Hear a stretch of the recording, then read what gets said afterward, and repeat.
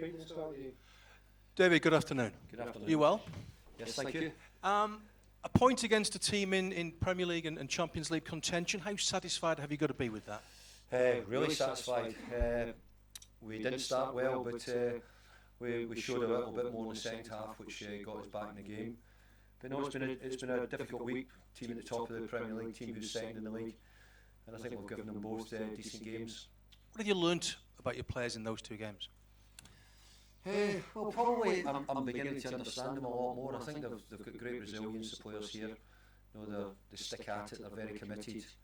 You know, we were all disappointed and angry with each other at half time because we started slowly, sluggishly, and you know, made mistakes which we didn't think we would do. So we sort of tried to sort that out. Tactically, we just made a slight change in how we were going to try and press Arsenal, because we'd found it a struggle in the first half to get the ball off them at times. But we got a bit better in the second half, and great credit, we were able to get a point out of it. 35 points, job nearly done?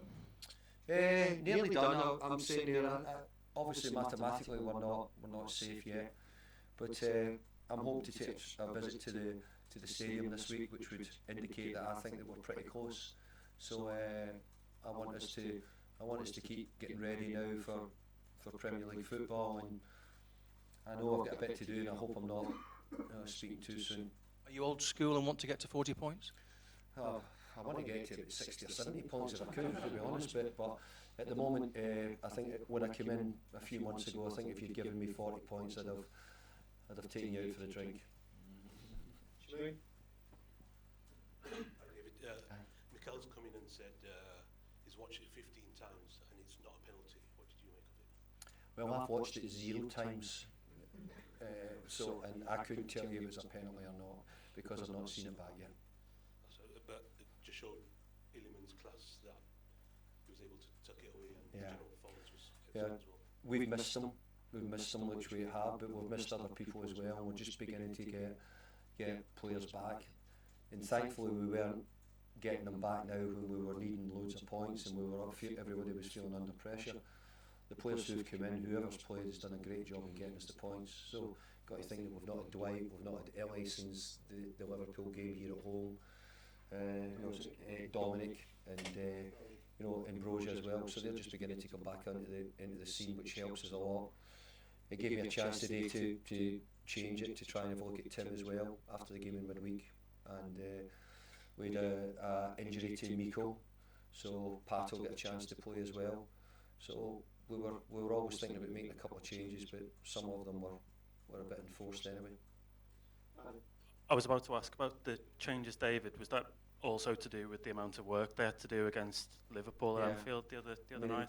If you look at it, probably off the ball, we've had 2 games where we've had to be, we're not going to have all the possession, that's for sure, and we're probably having to work really hard off it.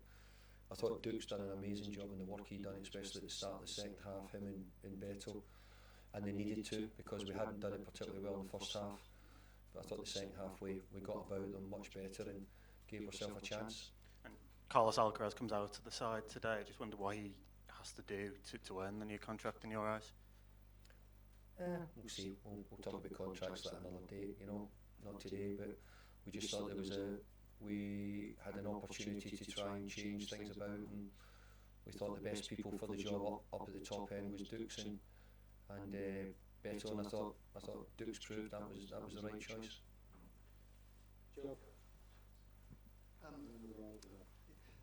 Dwight McNeil made a late cameo as well. How pleased are you to have him back, and much hope he can offer? I mean, it's a bit like we've not been able to get any of the boys games and under 21s and that at the moment, because we feel as if we want to get them closer to the first team as quick as we can, and we've done that a bit with Tim when he was on the way back, and we're doing it the same with Ellie as well, who we were not quite sure if we'd start him today, but in the end we felt that we might as well do so to get him back in it.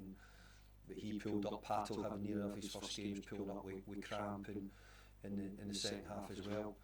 So all those boys are just on their way back, and Ellie's a bit the same, and who was the other one you asked me about, sorry? Did you ask me about that one? Sorry? McNeil that I asked about.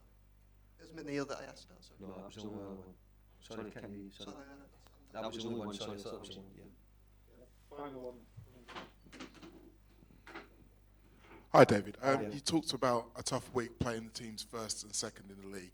Your next 3 games against the team third, fourth, and fifth. Yeah. You've done quite well against the top 6 so far this season. How much confidence can you take from this last week going into those tough games? Well, you probably said it in my programme notes. I've actually looked forward to the games to see how we're going to compete. I didn't really like the first half, a lot of the stuff we've done, but I thought generally the 2 games we've tried to show we're resilient, we could stick at it. We've made chances in both games, which before I came in here was probably one of the big things that we said, how are you going to score any goals or how are you going to create any chances? Even today when we didn't play particularly well in the first half, I thought we made 1 or 2 opportunities. So yeah, I'm looking forward to playing the games because I think that I'm happy to find out about all the players and see what they can do. Thanks. Thanks very much. Thank you.